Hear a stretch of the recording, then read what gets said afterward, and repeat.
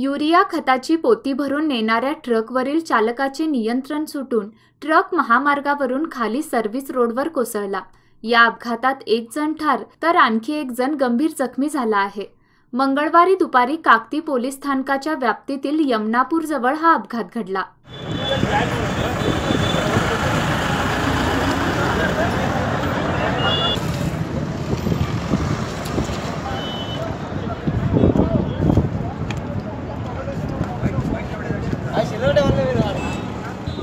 या अपघातात रफिक कुतुबुद्दीन तहसीलदार वय 60 राहणार निपाणी हा या अपघातात ठार झाला असून सिकंदर नायकवाडी हा जखमी झाला आहे।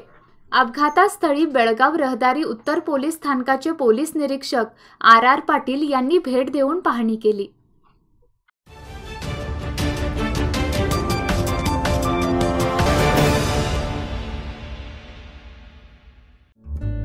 सबस्क्राइब करा तरुण भारत डेली बेलगाम न्यूज चॅनल आणि ताज्या घडामोडी पाहण्यासाठी बेल आयकॉनवर क्लिक करा।